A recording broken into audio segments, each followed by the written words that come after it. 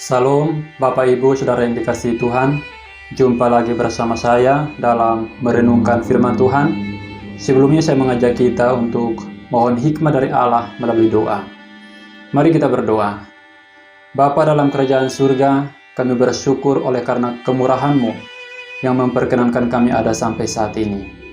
Kami akan membaca dan merenungkan firman-Mu yang hidup. Sebelumnya kami mohon hikmah dari Allah menguasai hati dan pikiran kami, serta memampukan kami untuk memahami firman-Mu dengan baik. Dalam nama Yesus Kristus. Amin. Firman Tuhan kita akan membaca dari Yesaya pasal 6 ayat 8. Lalu aku mendengar suara Tuhan berkata, "Siapakah yang akan kuutus? Dan siapakah yang mau pergi untuk aku?" Maka sahutku, "Ini aku, utuslah aku." Firman Tuhan ini kita renungkan dengan tema dipulihkan untuk melayani. Saudara yang dikasihi Tuhan, kedewasaan rohani bukanlah tujuan akhir kita. Kedewasaan rohani harus kita buktikan lewat keterlibatan kita di dalam melayani Tuhan. Kita diciptakan oleh Tuhan, ditebus melalui pengorbanan Kristus untuk dapat memberi kontribusi, bukan sekedar menghabiskan energi kita untuk hal yang sia-sia, tetapi Tuhan merancang kita untuk membuat perubahan di dalam dan melalui kehidupan kita. Tuhan ingin agar kita melakukan sesuatu sebagai ucapan syukur kita kepada Tuhan atas karya keselamatan yang telah diberikan Tuhan kepada kita. Itulah melayani Tuhan. Oleh karena itu, pelayanan hendaklah dilakukan dengan penuh sukacita dan penuh kesungguhan hati. Yesaya pasal 6 ayat 1-13 merupakan sebuah rededikasi atau pembaharuan komitmen pelayanan Yesaya yang dapat menjadi contoh bagi kita. Ada 3 hal utama yang akan kita pelajari dari bagian firman Tuhan ini. Yang pertama, Yesaya menerima visi dari Tuhan.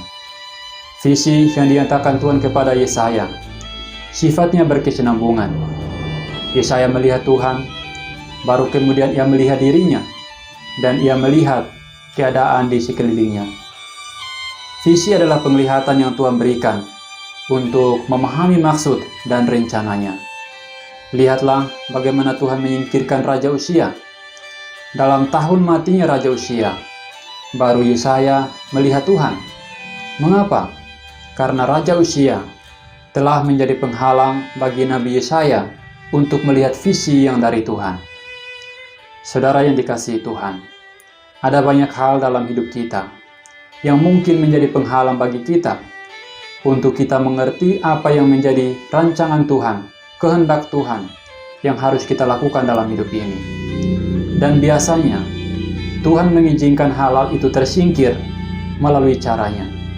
Contohnya, orang yang sangat berpengaruh dalam hidup kita, materi yang menjadi andalan kita, atau rencana ambisius kita diambil atau digagalkan oleh Tuhan.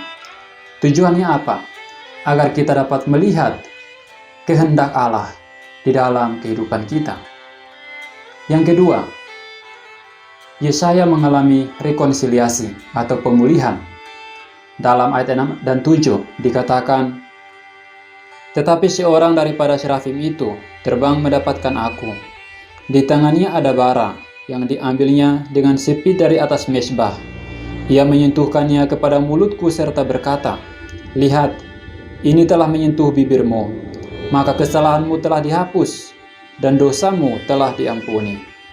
Saudara yang dikasihi Tuhan, ayat 6 dan 7 ini menjelaskan tentang pemulihan yang Tuhan kerjakan dalam diri Nabi Yesaya setelah ia menyadari dan mengakui dosanya di hadapan Tuhan. Seorang serafim mengambil bara dengan sepi dari atas mezbah dan menyentuhkannya kepada mulut Yesaya. Mengapa mulut Yesaya yang disentuhkan oleh bara? Karena Yesaya mengaku bahwa mulutnya yang najis dan perlu dikuduskan oleh Tuhan. Demikianlah untuk mengerjakan pelayanan yang telah direncanakan Tuhan bagi kita. Ia menguduskan bagian hidup kita yang masih kotor atau masih najis. Saudara yang dikasihi Tuhan, Bisa mulut kita yang najis, karena seringkali membicarakan kejelekan orang lain, atau pikiran kita yang kotor, yang selalu memikirkan hal-hal yang negatif. Hati kita yang dikuasai dengan keinginan jahat. Tangan kita, atau bagian mana saja yang masih kotor, karena dapat menjadi penghalang berkat Tuhan di tengah-tengah pelayanan kita, maka harus dikuduskan, disucikan oleh Tuhan. Yang ketiga, Yesaya meresponi panggilan pelayanan. Setelah Yesaya menerima visi dari Tuhan dan menerima pemulihan, Tuhan membawanya untuk meresponi panggilan pelayanan. Dalam ayat 8 dikatakan, "Lalu aku mendengar suara Tuhan berkata, siapakah yang akan kuutus? Dan siapakah yang mau pergi untuk aku? Maka sahutku, ini aku, utuslah aku." Bagian firman Tuhan ini menjadi tawaran misi bagi Nabi Yesaya. Siapakah yang akan kuutus dan siapakah yang mau pergi untuk aku? Yesaya meresponnya dengan berkata, "Ini aku, utuslah aku." Yesaya tidak berkata, "Ini aku, utuslah temanku. Ini aku, utuslah sahabatku. Ini aku, utuslah dia."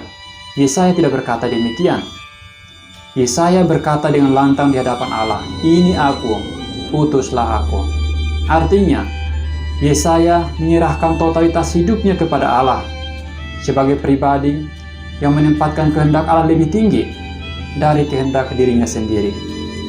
Saudara yang dikasihi Tuhan, hanya orang yang telah dipulihkan Tuhan yang dapat memberi dirinya secara totalitas kepada Tuhan untuk melayaninya.